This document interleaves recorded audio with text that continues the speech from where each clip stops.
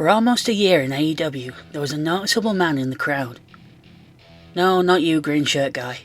Sorry, it's not Vlad either. It was a man barely reacting, wearing a box on his head.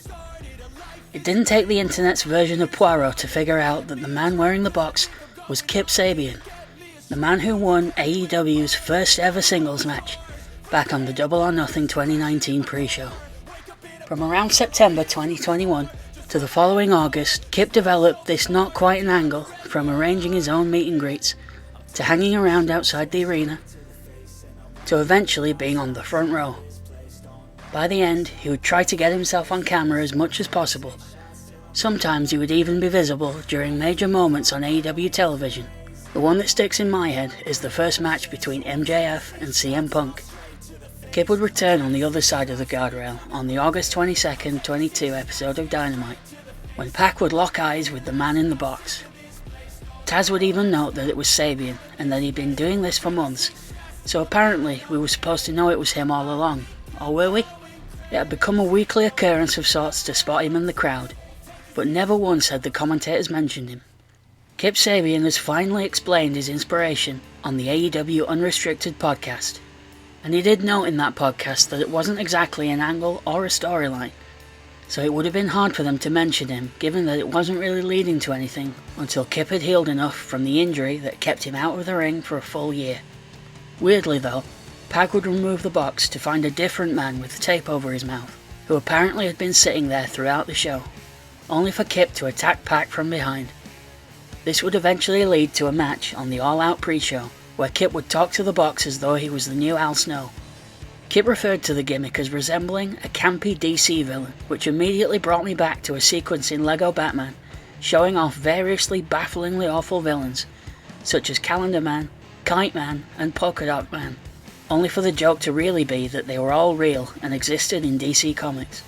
Unless I missed it on AEW's myriad of weekly programming, I don't believe a purpose for this in storyline terms was ever explained. Finally, this past week, Kip Sabian explained his thought process. I'm not someone who demands an explanation for everything in wrestling, but this was out there enough that it kinda did need one. I could also do with an explanation of how a random man with tape on his mouth willingly sat there, waiting for Pac to unbox him.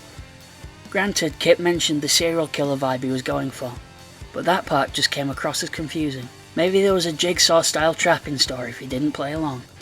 We might never know. He also mentioned Michael Myers in particular as an influence. I'm guessing this is in reference to how Kip would barely react to anything. Michael Myers was also one of the original inspirations for how Kane in his early days wouldn't sell any pain he might feel. It turns out that the idea was inspired by Shia LaBeouf, which should be a red flag right there.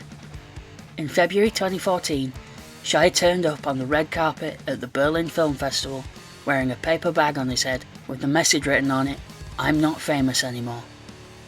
Kip also noted that he was due to spend a year unable to wrestle following surgery, and he would rather have spent the time he was injured having something to do rather than sit at home doing nothing. So fair play to him for that. When Kip showed up in Chicago for All Out 2021, he couldn't find anywhere to buy a brown paper bag, so settled for a cardboard box. Full credit to Kip though. He was self-aware enough to know that writing "I'm not over anymore" might not have been received well, so he came up with underrated, which I would say he is, and over it. I do like when I'm watching a wrestling show, when there's something for me to notice and think about, like Bray Wyatt's puppets hanging out backstage.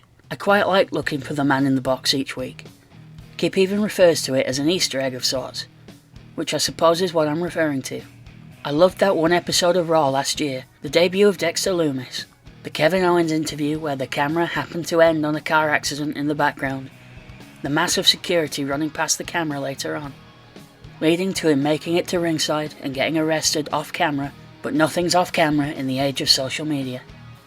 I suppose the ultimate of that lately was the White Rabbit, but that's on a whole other level. I don't want you to get the impression that I'm dissing Kip, or the idea. I also want to draw attention to the next thing that Kip said on the podcast, that people would get in touch with him saying how some of the lines he was tweeting in his character, such as "time doesn't heal, it changes you," seemed to actually help people going through difficult times.